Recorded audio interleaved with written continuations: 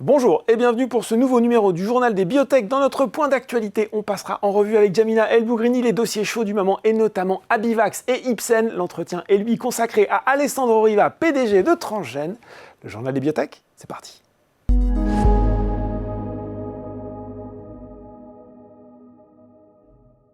Et je retrouve pour ce point d'actualité Jamina El Bougrini, analyste chez Invest Securities. Bonjour Jamina. Bonjour Laurent. Bon, forcément, il faut qu'on commence par parler d'Abivax, parce que c'est un feuilleton aux multiples rebondissements.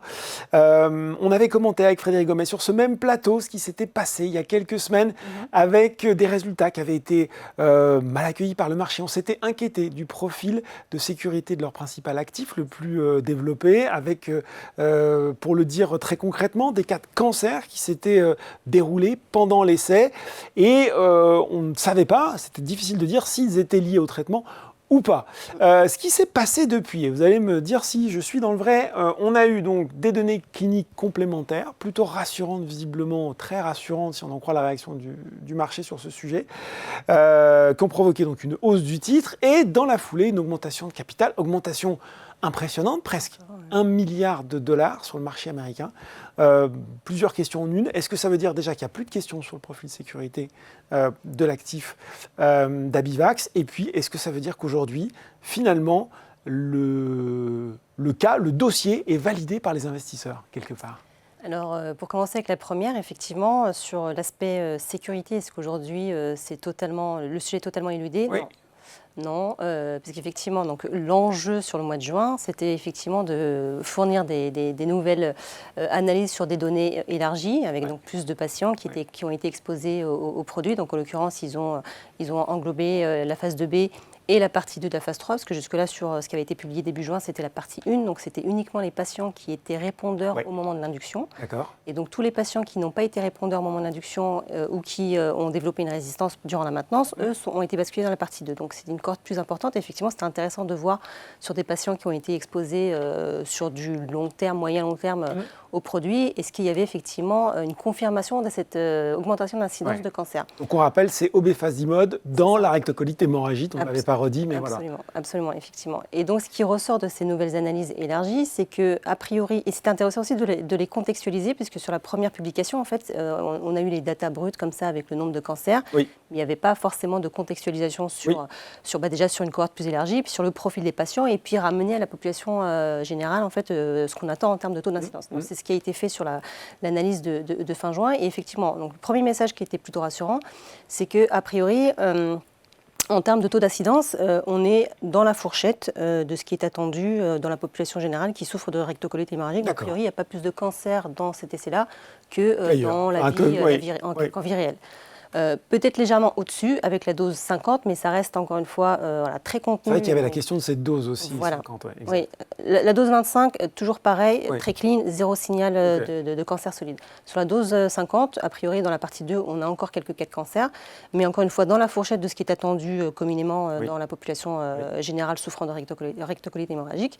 Et l'autre point aussi qui est intéressant à souligner, c'est que si on passe sur l'autre typologie de cancer, donc qui est connue en fait chez les patients qui souffrent de cette maladie-là, donc on retrouve effectivement des incidences dans le placebo, dans la dose 25, dans la dose 50, de façon totalement alignée, équilibrée et surtout totalement alignée avec ce qu'on attend. Donc là, encore une fois, on est dans la fourchette de ce qui est attendu. Et surtout là, en fait, on voit que s'il fallait définir une dose qui serait plus sujette d'avoir des cancers, donc les fameux NMSC, donc c'est les cancers de la peau qui ne sont pas des mélanomes, a priori, la dose 25 serait peut-être supérieure à la dose 50. D'accord. Ça, ce qu'il faut en tirer comme conclusion, c'est qu'a priori, il n'y a pas d'effet dose. Donc, ce n'est pas une histoire de 50, puisque la dose est supérieure, on a une augmentation de l'incidence de l'oncologie, enfin des cas de cancer. Donc ça, c'est un premier message rassurant, parce que ça veut dire qu'a priori, ça pourrait ne pas être lié au produit. Le deuxième message à retenir, c'est qu'effectivement, on est peut-être plus sur un sujet de statistiques, parce que même si on est sur des cohortes qui commencent à devenir un peu conséquentes avec pas loin de 2000 patients, ça reste un échantillon comparé à la population générale en vie réelle. Et donc, l'effet statistique, forcément, quand on parle d'un cas de cancer, typiquement un cas de cancer sur 100 patients ou sur 200 patients, vous doublez en fait l'incidence. Et en réalité, on parle d'un cancer. Donc, il y a aussi cet effet-là. Et là-dessus, les KOL qui se sont prononcés durant le webcast ont été plutôt rassurant et ils ont fait une analogie avec une situation complètement décorrélée, mais qui effectivement reflète bien cette notion de statistique, c'est qu'il disait que dans la dose de 50, effectivement, on a, je ne sais plus combien de patients, mais il y avait 2 cas de grossesse, donc des femmes qui se sont retrouvées enceintes durant le traitement, ce qui n'était pas le cas dans le placebo et ce qui n'était pas le cas dans le 25. Et pour autant, est-ce qu'il faut en tirer la conclusion que c'est qu'à cause du traitement. Voilà, qu'obefazimab induit une augmentation de la fertilité. Non, personne ne se pose la question. Donc, voilà, c'est ce genre de corrélation n'est pas raison. Voilà. Donc, l'idée, c'était de dire qu'il faut quand même rester prudent sur l'interprétation des statistiques sur ce genre d'échantillons et qu'effectivement, l'idée, c'est de voir en vie réelle si cette incidence, en tout cas cette augmentation d'incidence légèrement au-dessus du seuil de la population générale, se confirme ou pas. Même si, Djamila, je vais revenir à ma première question, on a le sentiment que vu ce qui s'est passé, à la fois la réaction du marché et cette augmentation de capital très importante, finalement, les investisseurs ont décidé que les signaux étaient plutôt ouverts, très ouverts. Complètement, effectivement. Je pense que les messages ont été bien intégrés et que le travail de contextualisation a été très important et les messages ont été compris et reçus. C'est qu'effectivement, quand on aligne ça avec la population générale, en fait, il n'y a pas de signal alertant, enfin en tout cas alarmant. Donc c'est plutôt en ligne avec ce qui est attendu. Après, sur la dose de 50, en réalité, c'est parce qu'il y a des alternatives. Déjà, il va falloir confirmer. Je pense qu'il y a quand même un sujet qu'il va falloir surveiller avec cette dose-là, et c'est ce qui sera sûrement fait avec la FDA. En tout cas, sûrement, je pose en tout cas l'hypothèse. Cette hypothèse-là, et a priori, on peut se penser que ça va être fait. On peut penser que ça peut être fait. Et ce qui est intéressant, c'est que Abivax, avec sa technologie, c'est un first in class, donc il n'y a pas de comparable, mais il y a d'autres produits qui ont été approuvés dans la rectocolite hémorragique, entre autres, et qui avaient des profils qui étaient, en termes de sécurité, qui étaient peut-être un peu plus alarmants. Et donc, du coup, c'est intéressant de voir le parcours de ces produits-là qui ont été approuvés et de comparer. Et avec ça, on peut effectivement poser l'hypothèse de ce que pourrait être le parcours d'Abivax. Et en l'occurrence, je pense que le produit qui s'y prête le mieux, c'est, en comparaison, en tout cas, c'est Rimvoq d'AbbVie, qui a été approuvé justement dans la rectocolite hémorragique et qui, lui, de par son mode d'action, donc c'est intéressant parce que c'est aussi un produit oral. Mais c'est la classe JAK qui, pour le coup, elle est déjà connue. Donc, on connaît un peu le profil de sécurité de ces produits-là. Et le profil de sécurité n'est pas foufou. Voilà, il n'est pas non plus dramatique. Mais voilà, si on compare avec le produit d'Abivax, Abivax s'en sort pas trop mal, s'en tire pas trop mal. Et voilà, en termes d'effets indésirables qu'on observe avec le Rinvoq, typiquement, on a des cas de cancer, donc surtout des lymphomes. On a des infections qui sont au virus qui sont accentuées. Bon, forcément, quand on a un effet anti-inflammatoire, les patients deviennent un petit peu plus sujets à des risques d'infection. Il y a aussi des risques cardiovasculaires. Il y a une incidence de décès qui est augmentée. Donc il y a des vrais sujets. Et pour autant, le produit a été approuvé. Sans demande d'essai complémentaire, sachant qu'en plus c'était une extrapolation en fait de l'étiquette des JAK, donc ils n'ont même pas demandé à ce que AbbVie avec ce produit-là fasse une étude de carcinogénicité, c'est juste une extension de la classe JAK qui était déjà connue. Et effectivement, on leur a demandé de mettre une warning box sur une étiquette en fait pour alerter les patients et les prescripteurs du fait qu'il y avait un risque sur ces différents sujets que je viens d'évoquer, donc cancer et décès entre autres sujets. Et c'est tout. Le produit, aujourd'hui, en 2025, faisait plus de 8 milliards de dollars de chiffre d'affaires. Le consensus attend plus de 20 milliards en 2032. Donc, le produit est adopté. Malgré ces sujets sur la sécurité. La warning box sur la notice. Voilà. Donc Abivax, qui a priori un produit qui est peut-être un petit peu moins inquiétant en termes de nébuleuse sur tous les sujets qui pourraient préoccuper en termes de sécurité.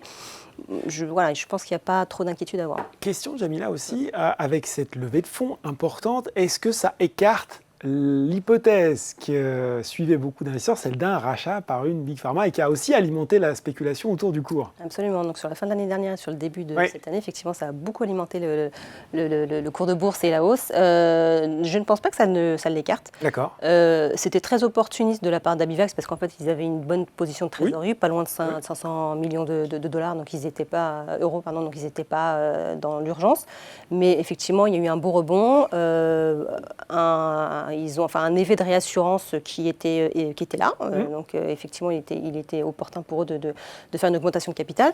Et donc, l'objectif, en fait, c'est soit effectivement de poursuivre une stratégie comme la stratégie qui reste aujourd'hui la stratégie officielle, c'est-à-dire mettre sur le marché en propre aux États-Unis et licencier ailleurs dans le monde. Donc, là, il faudra effectivement constituer une force commerciale. L'idée, c'est toujours de déposer à la fin de cette année. Donc, ça veut dire possiblement une mise sur le marché fin de l'année prochaine, début d'année de 2028. Donc, il faut constituer une force commerciale et commencer à préparer le marché.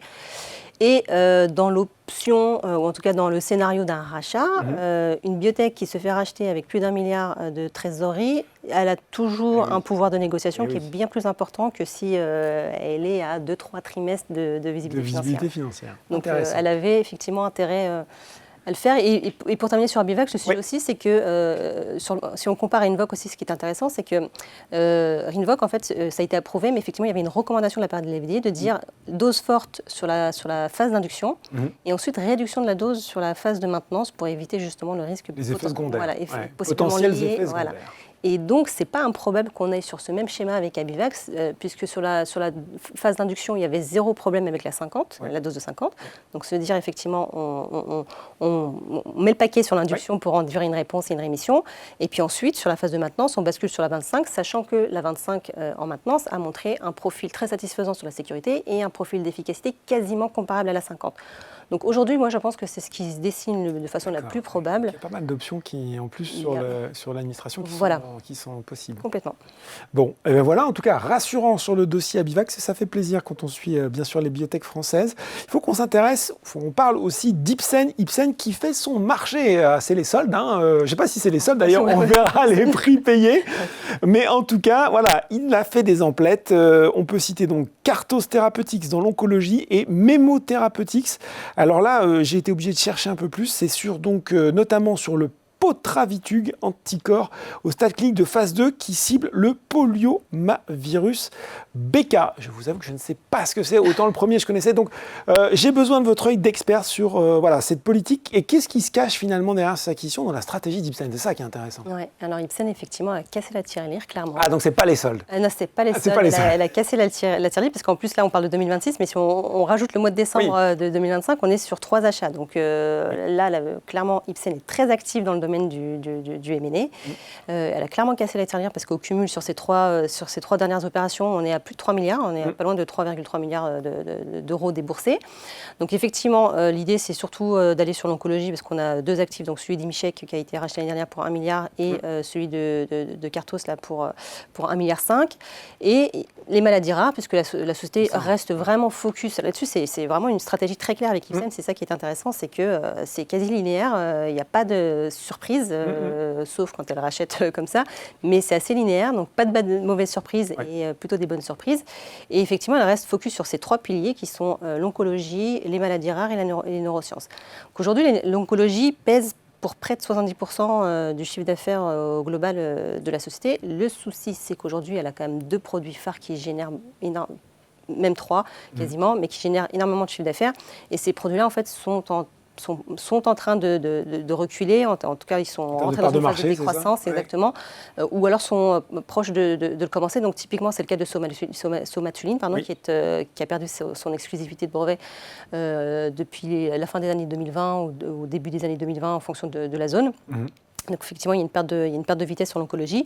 Et il y a le Cabométix également qui est dans l'oncologie, qui devrait perdre aussi son brevet à horizon 2029-2030. D'accord. Et donc là, Ipsen est clairement en train de préparer... Il y a urgence à regarnir un petit peu le portefeuille avec de nouveaux actifs. Exactement. Donc des nouveaux actifs dans cette franchise stratégique et l'oncologie. Mais ce qui est aussi intéressant, c'est de voir qu'il y a aussi la volonté de diversifier et de moins dépendre de l'oncologie et de faire basculer, en fait, en tout cas de rééquilibrer un petit peu ces 3 franchises en termes de représentation dans le chiffre d'affaires.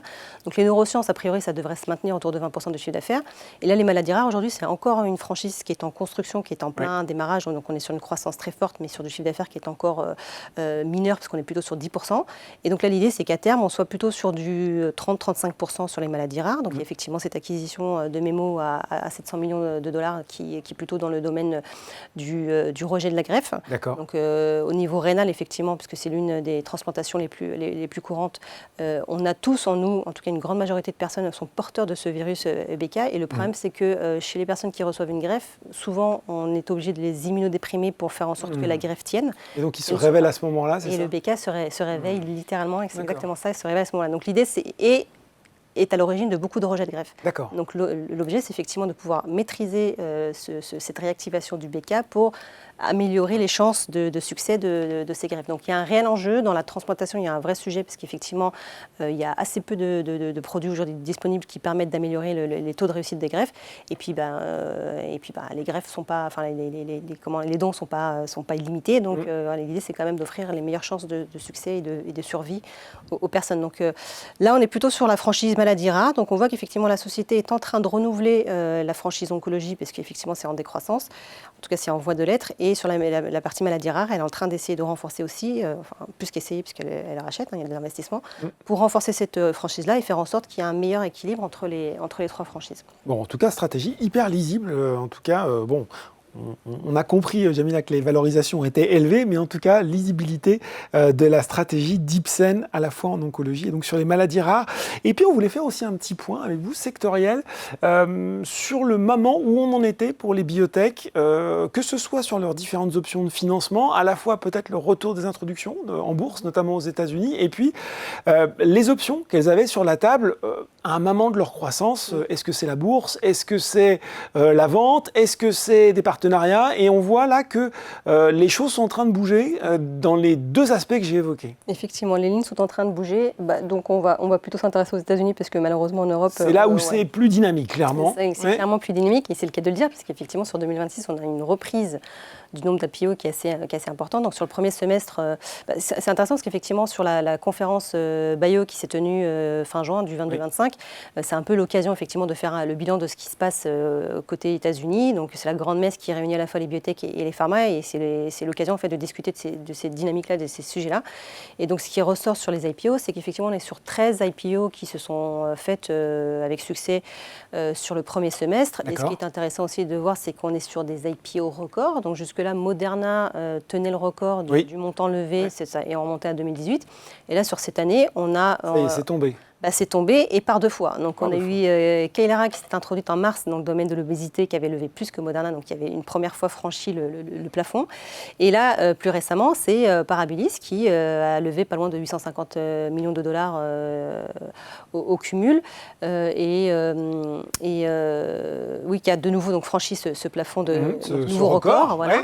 Nouveau record. Et ce qui est intéressant de voir, c'est que sur ces 13 IPO, il y en a 11 qui ont levé plus de 250 millions de dollars. Donc ça montre qu'effectivement, il y a des liquidités et il y a de l'appétit pour les IPO. Et ce qui est aussi intéressant de voir, c'est qu'il y a certes un rebond des IPO, mais de manière très sélective. Donc on est souvent sur des actifs, en tout cas des sociétés avec des actifs qui sont relativement avancés, donc dérisqués, donc matures. Donc dans certains cas, c'était même des sociétés qui avaient des produits qui étaient proches d'être commercialisés ou qui étaient déjà approuvés. Donc l'idée, c'est d'avoir racheté pour pouvoir tout de suite mettre sur... sur... mature, c'est quoi? Phase 2 validée, phase 3 en cours? Voilà, exactement. Grosso modo, c'est sa phase 2 validée ou en voie de l'être, c'est-à-dire on est proche des résultats finaux. Et effectivement, ou phase 3 déjà engagée ou finalisée. Donc la stratégie qui était à l'époque de s'introduire en bourse à des phases plus précoces sur des sujets de plateforme, ce qu'on a beaucoup vu sur les débuts des années 2020, ça ne marche plus. Ça ne marche plus, les investisseurs ont beaucoup plus de mal, ils ont besoin de se projeter. Et donc pour se projeter, effectivement, on est sur des produits qui sont relativement matures et si possible avec des partenariats déjà engagés. C'est ce qu'on a observé aussi sur ces IP-là, c'est que souvent il y avait déjà des collaborations avec des pharma qui étaient déjà engagés. C'est comme quand on fait un emprunt milieu, fait un dossier solide et là ça marche beaucoup mieux. Et là ça marche beaucoup mieux et ça se vérifie. Donc ce qui est intéressant de voir aussi, c'est que le Nasdaq qui a participé aussi à cette présentation disait qu'a priori il y a une douzaine d'IPO qui sont attendus sur le T3. Donc ça veut dire qu'on a... Ça ne faiblit pas. Voilà, donc ça ne faiblit pas, bien au contraire. Donc on devrait avoir un S2 encore plus dense que le premier semestre. Et ce qui est intéressant de mettre en parallèle, c'est que cet effet IPO aussi, le fait qu'il y ait beaucoup de liquidités qui se lèvent, c'est aussi le résultat de ce qu'on avait discuté la dernière fois. Puisqu'il y a beaucoup de rachats qui se font en ce moment à des montants très importants. On l'a encore vu là avec Ipsen, mais c'est souvent des montants encore plus importants que ce qu'on a vu avec Ipsen. Et en fait, ça traduit quoi? Ça traduit le fait que les fonds de private equity, en fait, aujourd'hui, sont sur des opérations gagnantes parce que toutes ces sociétés qui se font racheter à des prix importants, c'est un retour sur investissement pour ces fonds et qui, du coup, se retrouvent avec des liquidités renforcées et qui, du coup, cherchent des nouveaux paris, en fait, pour pouvoir réinvestir et puis faire le même pari de retour sur investissement. Donc voilà, c'est une espèce de cercle vertueux, c'est-à-dire que les grosses opérations permettent au fonds de se renforcer et de réinvestir, donc notamment sur les IPO, parce qu'effectivement, il y a beaucoup de fonds crossover aux États-Unis. Et donc l'idée, c'est qu'on espère que ça puisse à un moment donné ruisseler, arriver jusqu'en Europe. Mais on est dans cette optique-là de se dire qu'on est sur des choses très sélectives. Et ça rejoint un autre sujet qui est qu'effectivement, comme vous l'évoquez... Juste avant qu'on bascule sur cet autre sujet, si on devait retenir peut-être 2 noms des introductions récentes ou à venir, qu'est-ce qui vous intéresse particulièrement, rapidement ? Alors, ce qui est intéressant à retenir, typiquement la dernière, là, c'est la dernière, je crois, Parabilis, celle qui a explosé le record aujourd'hui, c'est une société qui est plutôt early stage, donc ça contredit peut-être ce que je viens de dire, mais en fait non, parce qu'elle est sur un positionnement extrêmement différenciant et innovant. Donc là, il cible en première intention l'oncologie, donc toujours les cancers, donc de toute façon c'est le marché le plus important dans le domaine pharmaceutique. C'est une société qui propose en fait des produits qui ont pour vocation en fait d'intervenir sur des cibles thérapeutiques qui jusque-là n'étaient pas justement adressables sur le plan pharmacologique parce que trop compliqué, puisque à l'intérieur de la cellule, des récepteurs nucléaires, choses comme ça, en fait, c'était trop compliqué avec les technologies dont on disposait aujourd'hui. Voilà, soit les anticorps ne passent pas la cellule, donc on ne peut pas atteindre la cible, soit il y avait des limites biologiques qui faisaient que c'était pas possible de cibler ces cibles, c'est le cas de le dire, alors qu'il y avait un réel rationnel et une pertinence pharmacologique. Là, eux, aujourd'hui, ont réussi à mettre au point des peptides, hélicoïdeux, ils appellent ça, qui sont des petits peptides qui passent la membrane cellulaire et qui peuvent aller cibler donc, ces targets-là. Et l'idée, c'est d'éviter, en fait, en tout cas, d'empêcher des interactions entre protéines et protéines qui sont impliquées dans des phénomènes de cancer, ou de targeter directement des récepteurs qui sont, par exemple, dans les cancers hormonodépendants. C'est souvent lié aux récepteurs, et en fait, ils vont cibler ces récepteurs, se lier et entraîner la dégradation de ces récepteurs, et donc normaliser.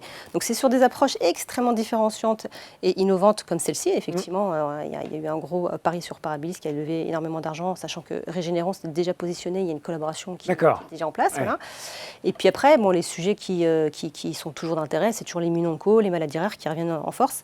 Et typiquement Kailara, parce que je pense que si elle a levé aussi autant, c'est parce qu'elle est positionnée dans le domaine de l'obésité, encore une fois, sur des approches qui ne sont pas forcément GLP-1.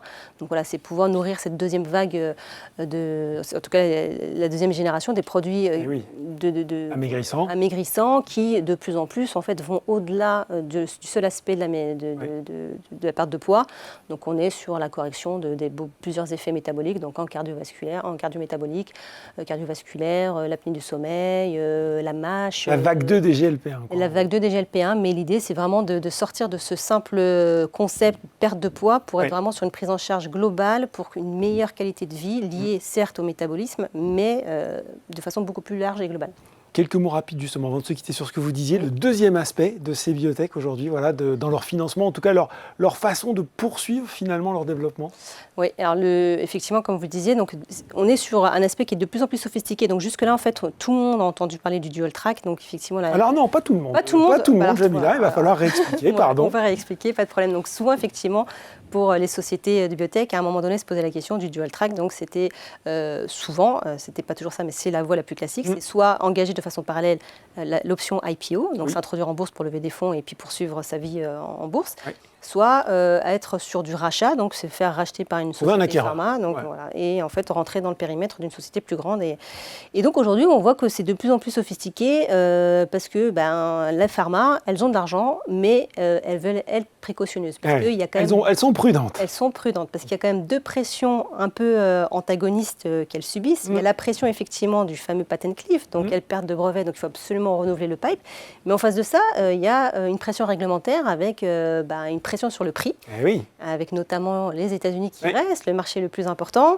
Et là, effectivement, l'idée, c'est de faire le bon pari pour arriver... Pas surpayer une acquisition potentielle. Voilà, ne pas surpayer une acquisition potentielle, et puis surtout, en fait, vraiment miser sur le bon cheval pour être sûr que ce soit relutif à un moment donné. Parce que ça n'est pas rare. On a déjà vu des sociétés rachetées pour des 5, 2, 3 milliards, et puis finalement, on se rend compte que ça ne fonctionne pas. Voilà, ça a exactement échoué à des phases pivot. Et donc là, elles n'ont plus la possibilité... en tout cas, elles ont moins envie de le faire. Ouais. Et donc, il y a ces deux forces ambivalentes. Et donc, du coup, elles se positionnent, mais en étant beaucoup plus sophistiquées dans les approches. Donc, effectivement, on sort de ce dual track pur et en fait, on est beaucoup plus diversifié.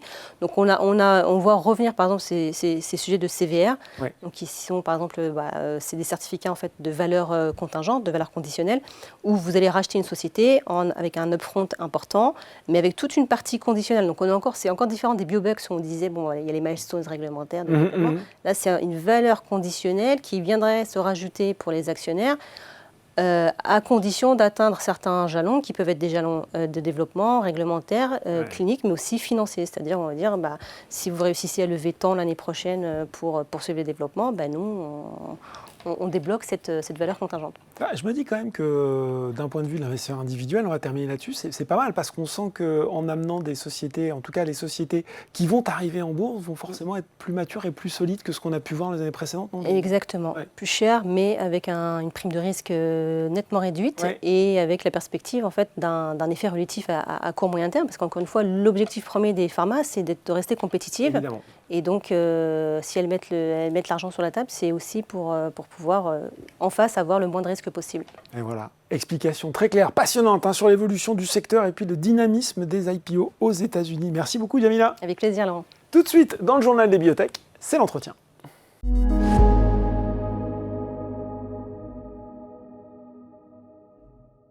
Et je reçois pour l'entretien Alessandro Riva, PDG de Transgène. Bonjour Alessandro.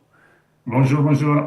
Alors, la dernière fois où nous nous sommes parlé sur le plateau du journal des biotech, c'était en novembre 2025. Et l'actualité récente du groupe, c'est après TG 4050, vous avez annoncé TG 4070, deuxième candidat issu de Myvac, cette fois dans le cancer du poumon non à petites cellules. Question toute simple pour cadrer un petit peu les échanges. Quelles sont vos ambitions sur ce nouvel actif ? Notre ambition, c'est de faire en sorte de donner une possibilité thérapeutique aux malades avec les cancers du poumon non à petites cellules. Donc, nous pensons que notre plateforme MyVac, qui, comme vous savez, on avait déjà parlé la dernière fois, qui est présente aujourd'hui dans les cancers et la TTQ en phase précoce, nous sommes déjà en phase de randomisée. Nous pensons que cette plateforme peut aussi donner de l'espoir à d'autres malades avec d'autres tumeurs, et notamment les cancers du poumon non à petites cellules, qui représentent un des plus importants tumeurs. Et donc, voilà, à travers une thérapie individualisée, nous essayons de retarder la rechute parmi les malades qui sont à risque de rechuter après la thérapie standard à base d'immunochimiothérapie et aussi à base de chirurgie et radiothérapie. Bon, ça c'est super intéressant, vous l'avez dit. Vous ciblez, donc là dans cet essai, c'est en combinaison avec nivolumab. Vous ciblez, vous l'avez dit, des patients opérés d'un cancer du poumon à petites cellules après chirurgie, en combinaison donc avec nivolumab. Pourquoi vous intervenez à ce moment-là de la maladie chez ces patients ? Quel est le problème spécifique clinique non résolu que vous cherchez à traiter à ce moment-là ? Alors, donc, peut-être aujourd'hui, les malades en phase précoce avec une tumeur pulmonaire non à petites cellules sont traités avec une thérapie que nous appelons périopérative. D'abord, à base d'immunothérapie et chimiothérapie. À la suite de ça, les malades vont vers une chirurgie et à la suite de la chirurgie, il y a un traitement que nous appelons adjuvant. Alors, nous savons qu'après la chirurgie, il y a des malades qui ne montrent pas une réponse pathologique majeure. Eh bien, ces malades-là ont un risque plus important de rechuter et nous allons intervenir avec la TG 4070 exactement à ces moments-là, parmi les malades qui n'ont pas eu une réponse pathologique majeure après l'immunothérapie, la chimiothérapie et la chirurgie, pour lesquels nous savons qu'il y a un risque de rechute. Alors, ce que nous faisons dans l'étude de la TG 4070, c'est de combiner une thérapie standard adjuvant après la chirurgie, qui c'est en fait un inhibiteur du point de contrôle nivolumab, avec TG 4070 par rapport à nivolumab monothérapie. Et nous espérons, dans cette étude de phase 1 randomisée, de voir un signal important d'activité de notre thérapie TG 4070 en combinaison avec l'inhibiteur du point de contrôle par rapport à la thérapie standard vis-à-vis à la rechute à la rechute. Donc, c'est-à-dire, nous pensons de retarder, voire d'éliminer la Mhm. rechute parmi les malades qui vont recevoir notre vaccin. Donc, c'est une population qui est très bien définie hein, Mhm. par les cancérologues et qui a un risque de rechuter que nous estimons environ des 35% à 18 mois, 24 mois. Et D'accord. donc, nous devrions en fait éviter que ces 35% des malades puissent rechuter. Ouais. Bon, très clair sur cette explication.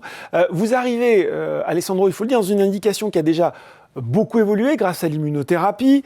Il y a plusieurs acteurs qui travaillent également sur des vaccins thérapeutiques personnalisés. Qu'est-ce qui vous fait penser qu'il existe encore de la place dans cette nouvelle approche? Peut-être parce que rien de définitif n'existe encore, c'est ça, j'imagine, pour se Alors, lancer avec d'abord, nous TG sommes 4070? dans la phase précoce pour tout le monde, Oui, c'est-à-dire c'est pour ça. aussi notre collègue qui travaille dans les mêmes domaines. Donc, deuxième chose importante, les cancers du poumon, c'est la deuxième indication la plus fréquente. Bon, chez les femmes, c'est les cancers du sein Mm. et globalement, en fait, chez les hommes, c'est les cancers du poumon et globalement, les poumons est en deuxième position. La troisième chose importante, c'est que notre vaccin est différent par rapport aux vaccins qui sont développés aujourd'hui, mais les cancers du poumon aussi, par d'autres sociétés de biotech. Donc, nous avons un vecteur à base virale Mm. par rapport à un vecteur à base d'ARN et nous pensons que ça, c'est déjà une différenciation.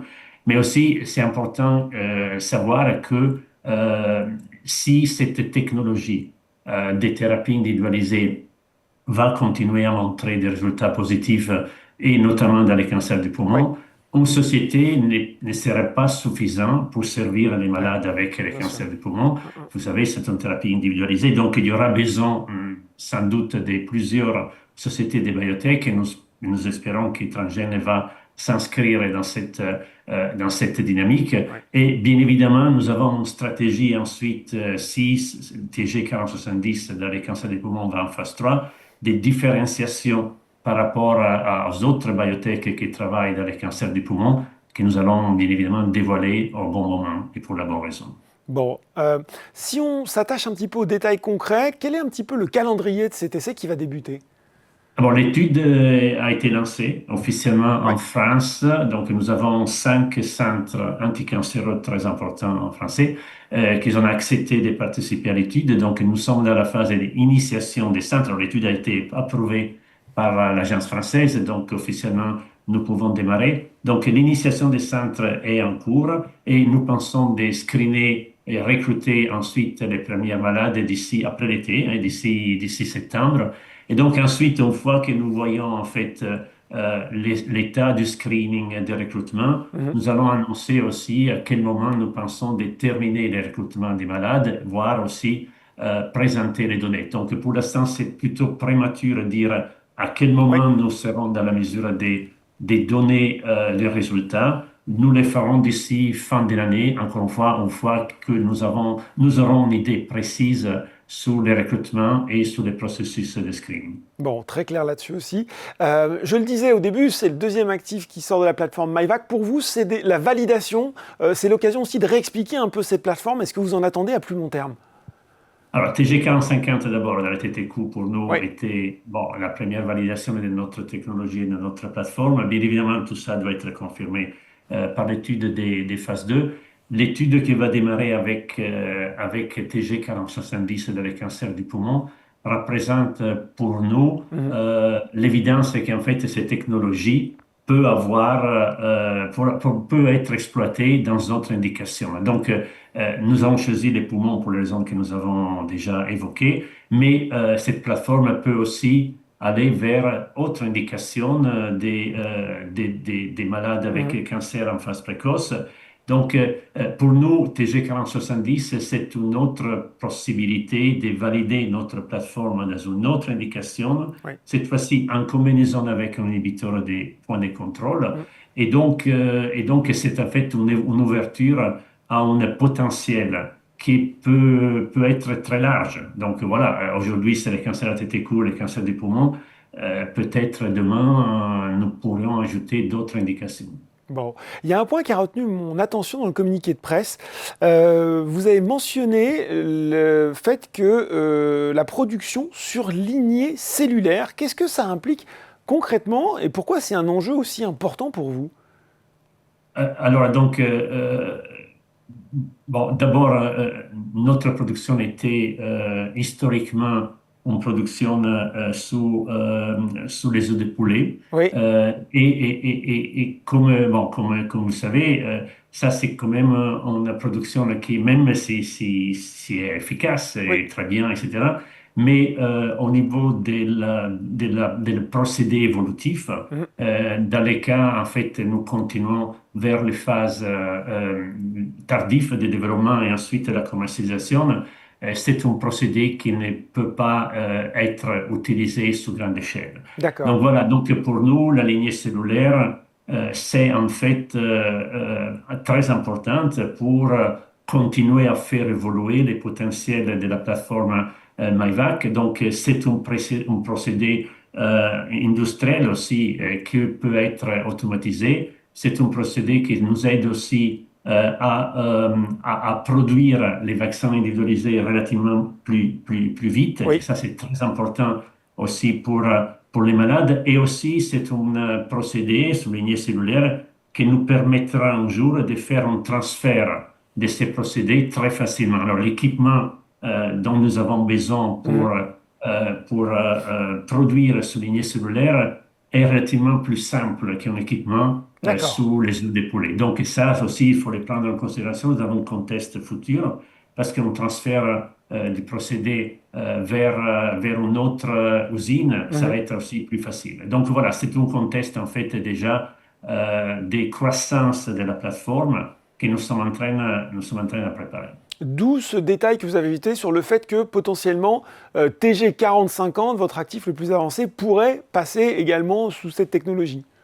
Totalement. Oui, Alors, nous avons fait la phase 1 et phase 2 sur les œufs de poulet, oui. mais déjà, nous sommes en train de discuter avec les autorités de santé américaines et européennes Mhm. pour passer en lignée cellulaire dès que nous avons les feux verts pour passer en phase 3. Donc, nous attendons, comme vous savez, les résultats de l'étude des phases 2. Oui. Mais la phase 3 va être aussi en lignée cellulaire et nous avons déjà un accord avec les agences sur ce qu'il faut faire pour faire en sorte de avoir une étude pivotale TTQ dans la TG, avec la TG 4050 en lignée cellulaire. Donc, en fait, d'ici fin 2027, Oui.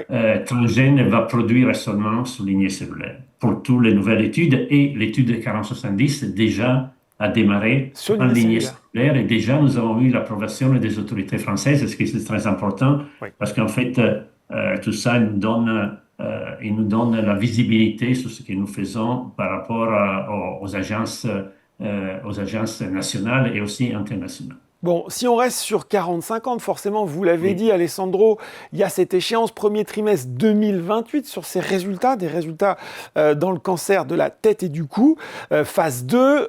Est-ce qu'il y aura des jalons intermédiaires, des choses que vous pourrez communiquer avant ces résultats définitifs aux investisseurs qui nous regardent aujourd'hui? alors, par rapport aux données de la phase 2, oui, il y aura les résultats d'immunogénicité. Alors, donc, ça, c'est très important. Mm. C'est-à-dire comme les systèmes immunitaires des malades répondent à la vaccination et notamment et comme les systèmes immunitaires répondent uniquement par rapport aux mutations que Oui, nous avons intégrées dans les vecteurs viraux qui a donné ensuite les vaccins thérapeutiques. Donc, nous aurons les données d'immunogénicité d'ici fin de l'année 2026 et début 2027. Et ça, c'est déjà pour nous quelque chose d'important pour confirmer ce que nous avons déjà vu au niveau de l'immunogénicité dans l'étude des phases 1 que nous avons présenté déjà à l'ASCO et qui va être aussi potentiellement bientôt publié. Hein. Donc voilà. Donc ça, c'est les premiers résultats. Et ensuite, il faut attendre les premiers trimestres 2028 pour le résultat d'efficacité, Oui. c'est-à-dire de la survie sans rechute. Donc ça, par contre, on ne peut rien faire d'autre, il faut attendre, et ça, c'est la règle selon les protocoles. Eh oui, c'est la règle, vous l'avez dit. On a parlé de Myvac, des deux actifs 40-50, 40-70, c'est normal, mais dans la communication de Transgène, il y a un sujet plus récent sur TGMVA, candidat vaccin prophylactique contre le Mpox, avec des données précliniques qui ont été présentées au Congrès mondial sur les maladies infectieuses. On voit bien que votre priorité, c'est Myvac. Du coup, ma question, c'est, vous évaluez en ce moment les différentes options pour poursuivre TGMVA. Comment il faut comprendre cet axe de développement, Alessandro? Bah, alors, il faut penser en fait que notre vecteur viral, Ouais. l'MVA, avec la lignée cellulaire, c'est une plateforme, donc MVA cell line, Hmm. MVA, pardon, lignée cellulaire, c'est une plateforme qui peut être développée dans la cancérologie. Oui. Alors, et donc tout ce que nous faisons par rapport à MyVac, et aussi peut être développé par rapport à un vaccin prophylactique. Alors, les virus que nous utilisons comme vecteur, ce virus modifié en CAR, est un vaccin naturellement. Mhm. Donc, en fait, les malades qui reçoivent aujourd'hui MyVac peuvent, sont vaccinés automatiquement contre les monkeypox Oui, et la variole du singe ouais, c'est ça. et la variole tout court. Donc, cette plateforme, c'est une opportunité pour nous aussi de se positionner dans la vaccination prophylactique contre les monkeypox, voire aussi les smallpox, et de répondre aux besoins de la communauté internationale en matière de stockage des Hmm. vaccins prophylactiques Ouais. pour éventuellement se préparer à une attaque bioterroriste. Ça, c'est une D'accord. chose très importante. Alors, vous Ouais. savez qu'au niveau européen et au niveau américain, il y a une politique très claire par rapport à ça. Et Bavaria Nordic est aujourd'hui les leaders dans ce secteur et ils travaillent très étroitement avec les agences européennes et américaines. Alors, nous voulons nous positionner comme deuxième société qui pourrait en fait faire face à ces besoins de la communauté européenne et des États-Unis, voire Hmm. aussi d'autres pays, et ensuite aussi faire face à la politique de préparation contre une pandémie Oui, c'est potentielle ça. à Ouais. base de la variole du singe. Hmm. Donc voilà, donc nous avons, comme vous avez certainement lu, présenté des données très Ouais. intéressantes chez les singes et chez la souris par rapport au vaccin standard des Bavaria Nordic. Et nous avons montré que notre vaccin produit une lignée cellulaire, et ça c'est très important Hmm, parce hmm, que hmm. la lignée cellulaire nous donne la possibilité de produire beaucoup de l'eau, et donc on a déjà parlé de ça, donc est efficace comme les vaccins des Bavaria nordiques, donc au niveau de la clinique, de la survie, au niveau de l'immunogénicité et au niveau de la safety. D'où pour nous, en fait, l'importance de continuer le développement, Oui. même si notre priorité clé reste MyVac, reste la thérapie individualisée, mais d'une façon aussi un peu opportunistique. Nous continuerons à développer aussi les vaccins contre les monkeypox. Alessandro, on va forcément finir sur une question sur le financement. Aujourd'hui, ce sera d'ailleurs l'occasion de le rappeler, Transgène a une belle visibilité financière, mais du point de vue de l'investisseur individuel qui regarde ça, il se dit, bon, peut-être que les résultats importants ne sont pas attendus tout de suite. Quels sont finalement les catalyseurs qui seraient susceptibles d'animer le cours de bourse de Transgène d'ici là? Ben, je pense que d'abord, il y a les données à 3 ans de l'étude de la TG 4050, l'étude randomisée des phases 1, qui vont être très importantes, qui vont être dévoilées bientôt. Donc ça, c'est un premier catalyseur. Ensuite, comme nous avons dit, les données Hmm. d'immunogénicité de la TG 4050 phase 2, qui vont être disponibles d'ici fin de l'année début 2027. Oui. Et un troisième volet, bien évidemment, l'étude randomisée des phases 2 avec les données d'efficacité Donc, les données des services en rechute sont très, très importantes pour confirmer l'efficacité que nous avons vue dans la phase 1. Donc, tout ça, pour nous, ça crée quand même une bonne, des bonnes données pour continuer à créer de l'intérêt au niveau de la communauté scientifique, au niveau de la communauté des investisseurs et au niveau aussi de l'industrie pharmaceutique. Donc, il ne faut pas non plus oublier que Transgène est en train aussi à travailler pour être capable de démarrer une étude de phase 3 tout de suite après les données des phases 2 de la TTQ. Donc, tout ça, ça va engendrer, nous pensons aussi, l'intérêt de l'industrie pharmaceutique pour éventuellement et potentiellement créer un partenariat avec eux pour accélérer encore plus le développement des MyVac, et notamment TG4050 dans la TTQ et potentiellement 4070 dans les cancers du poumon. Bon, et on rappelle aujourd'hui, je crois, la visibilité financière de Transgène, c'est mars 2028, c'est ça à peu près? C'est mars 2028 Oui. et nous continuons à garder cette visibilité avec tous les projets que nous avons. Donc, nous sommes complètement couverts au niveau du budget pour continuer à accélérer notre plateforme MyVac et aussi continuer le développement de notre vaccin prophylactique contre la variole du singe. Bon, et bien voilà, la visibilité et les ambitions de Transgène et ce point de situation très complet avec Alessandro Riva. Merci Alessandro. Merci à vous. Au revoir. Voilà, c'est la fin pour ce journal des biotech, mais on se retrouve très bientôt pour un nouveau numéro.